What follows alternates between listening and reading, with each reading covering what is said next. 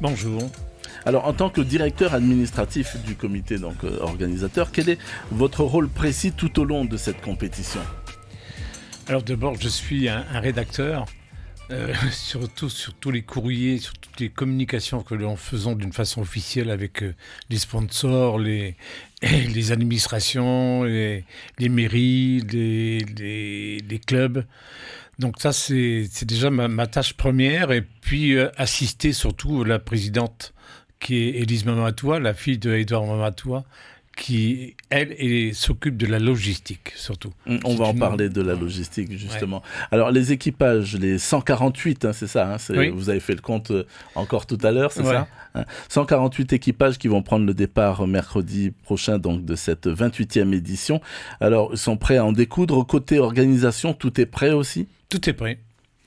Tout est prêt. C'est vrai que nous sommes rodés, mais c'est tous les ans un grand challenge pour réussir cette opération qui est très lourde sur le plan logistique, comme on va l'évoquer, et puis sur le plan financier également. Donc il faut trouver toutes les astuces pour assurer cette pérennité de cette grande course que la Polynésie a voulu, et qui est un enthousiasme de fin d'année. Alors chaque année, ça veut dire quoi ? Que c'est un éternel recommencement. Il faut partir il faut vous battre encore une fois pour avoir les financements nécessaires ? Ah oui, complètement. Complètement. Il faut se battre d'une façon, mais alors c'est dramatique du reste, parce que on trouve des sponsors, heureusement, mais nous ne sommes pas aux États-Unis, nous ne sommes pas en France, et c'est vrai que les sponsors, il y en a quelques-uns, mais il n'y en a pas tant que ça, et ça coûte cher quand même de pouvoir participer, mais on en trouve, ne soyons pas pessimistes. Ça coûte combien ? C'est très cher, c'est-à-dire ? Très très cher, c'est trois fois et demi la subvention du territoire. Qui est de un peu plus de 20 millions, 22 millions, oui. D'accord, donc c'est 3 fois plus cher. Ouais. Alors cette subvention, pareil, là, il faut aller frapper à la porte du pays chaque année, ou alors tous les ans, il faut justifier. Il faut justifier notre engouement à cette course, justifier les organisations, les logistiques, les sécurités, tout ce qui est mis en place pour justifier un budget qui est quand même important. Donc le territoire est très attentif à ça, même s'il nous assiste, mais c'est vrai que c'est surveillé et c'est contrôlé, c'est normal. Il pourrait faire mieux, non ? Parce que quelque part, vous êtes un pôle d'attraction ou d'attractivité, je ne sais pas comment il faut le dire, mais en tous les cas, de l'extérieur, c'est vu comme ça. Pour le tourisme, c'est une bonne action. Je pense qu'au niveau du territoire, je pense qu'ils font le maximum. C'est ce qu'ils nous répondent, donc ils ne peuvent pas faire mieux. Donc à nous de trouver la différence. Seulement, je ne sais pas si ça va continuer longtemps comme ça, parce que ça coûte de plus en plus cher. Ouais. Notamment les bateaux qui coûtent cher maintenant. On loue un bateau pour assister un club au niveau de la traversée. Ça coûte de plus en plus cher, le carburant coûte plus cher, donc tout se répercute. Et il y a des clubs qui ne peuvent pas venir parce que ça coûte trop cher maintenant. Il y a des clubs étrangers qui ne peuvent pas venir. Les Japonais n'ont pas pu venir. Ça coûte trop cher. Beaucoup trop cher, donc tout ça. On a du mal à imaginer comme ça la logistique que représente un tel rendez-vous. Alors dites-nous un peu ce que représente la Hawaii Kinui côté logistique, car il faut loger tous ces équipages, 148 cette année. Il faut les nourrir tout en préservant l'environnement, etc. Alors, il y a plusieurs astuces que le comité a mis en place. Il y a des mises en place de restauration et d'hébergement faits et sponsorisés une partie par le comité. Et il y a les clubs qui se débrouillent par eux-mêmes et par habitude chez les gens, dans les Whare Mouira, les trucs comme ça. Voilà. Donc à ce moment-là, on arrive à se débrouiller. Mais c'est vrai que c'est très très lourd et très compliqué. Et on change à chaque fois, tous les ans, c'est très variable. Voilà, ouais. C'est ça le piège. Ouais. Alors vous n'en êtes pas à votre première édition. À chaque fois, c'est quoi la hantise côté organisation ? Il y a déjà l'aspect financier, ce qu'on est capable de le faire et de réaliser, de payer tout ce qu'il faut payer, parce que ça coûte excessivement cher. Et puis, savoir combien de personnes vont venir, combien de clubs vont participer, et ce qui n'est pas évident, parce que les clubs se forment toute l'année, notamment en Polynésie, mais à l'extérieur aussi. Maintenant, ils ont compris le système. Mais c'est très, très compliqué, parce qu'on ne sait pas quel équipage on va présenter, et il nous faut des noms. Et vous avez combien d'équipages étrangers cette année ? On a à peu près 8 clubs étrangers. D'accord, qui viennent de ? qui viennent notamment, on compte pas étrangers quand même, mais enfin, la France, ils viennent de loin quand même. Et donc, il y a 5 clubs. Il y a la Martinique et la Nouvelle-Calédonie qui viennent. Et Hawaï qui vient aussi. Donc, c'est quand même des clubs importants qui viennent. Mais le regret, c'est le Japon, parce que ça coûte excessivement cher.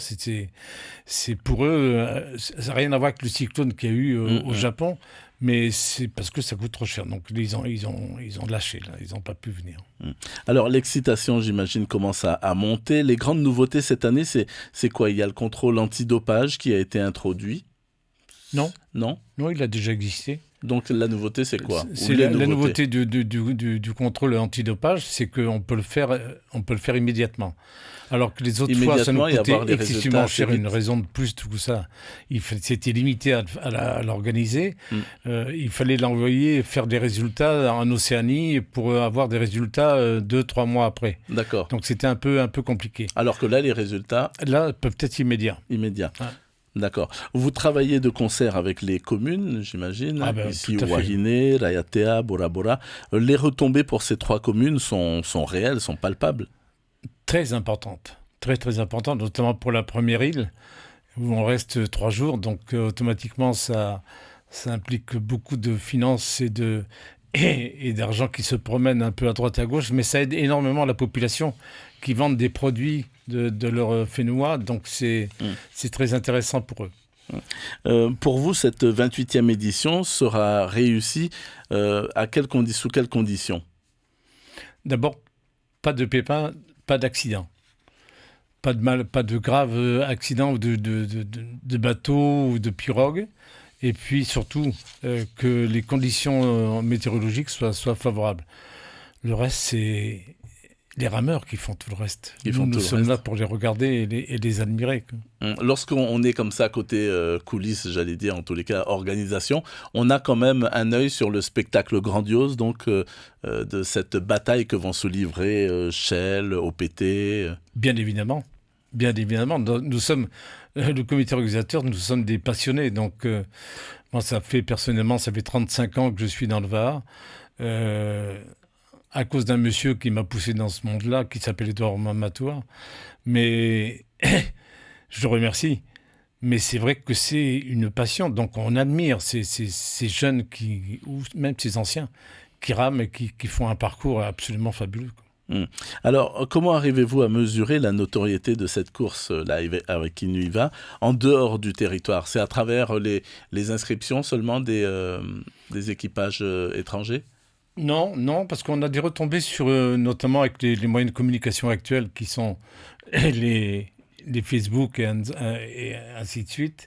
On a des retombées et on voit des communications qui sont faites avec l'engouement, et notamment en métropole, où il y a plusieurs clubs qui, eux aussi, ne peuvent pas venir, mais qui sont admiratifs devant cette course. Et donc, on a des retombées qui sont favorables, notamment...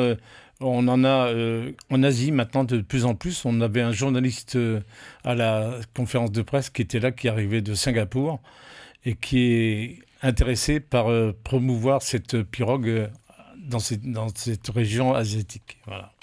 Merci beaucoup Henri Guilbeault. Je précise donc que vous êtes le directeur administratif du comité organisateur de la Hawaii Inuiva, course qui débute donc dans une semaine jour pour jour. Ce sera le mercredi 30 octobre depuis Wahine. Merci. Merci à vous.